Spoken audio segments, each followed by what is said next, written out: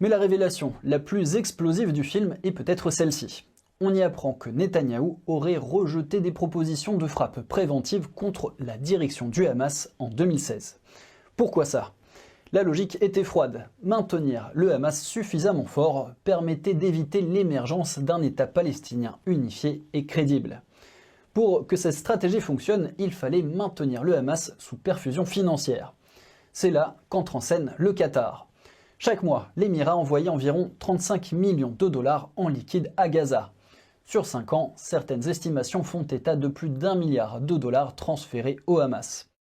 Et le gouvernement Netanyahou a facilité ces transferts. Pas subis, pas tolérés, mais facilités, activement et délibérément. La preuve, le Qatar lui-même se méfiait. Sachant que Netanyahou était capable de tout nier, il a exigé qu'il formalise la demande par écrit, noir sur blanc. Et les conséquences, on les connaît.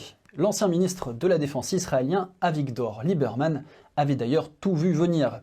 En novembre 2018, le lendemain du jour où Netanyahou avait annoncé au cabinet cette politique d'arrangement, l'euphémisme officiel pour désigner les versements qataris au Hamas, Lieberman avait claqué la porte du gouvernement.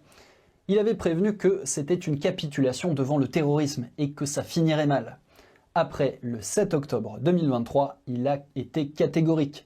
Ce sont ces décisions qui ont directement conduit aux attaques.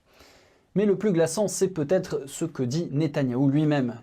Dans ses interrogatoires policiers, il décrit sa méthode sans détour.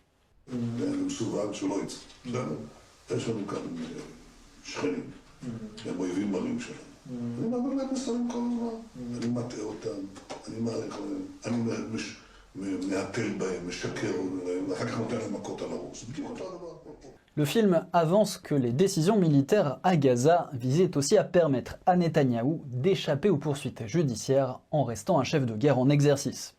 En d'autres termes, plus la guerre dure, plus il reste au pouvoir. Et tant qu'il est au pouvoir, il n'ira pas en prison. Le film établit un lien entre les problèmes judiciaires de Netanyahou, ses tentatives de museler la justice israélienne, les manifestations populaires massives qui ont suivi et la chaîne de décision qui a plongé le Moyen-Orient dans la guerre. C'est une thèse explosive. Elle dit que ces guerres ne sont pas seulement des questions de sécurité nationale. Elles sont aussi une stratégie de survie personnelle pour un homme qui risque 15 ans de prison.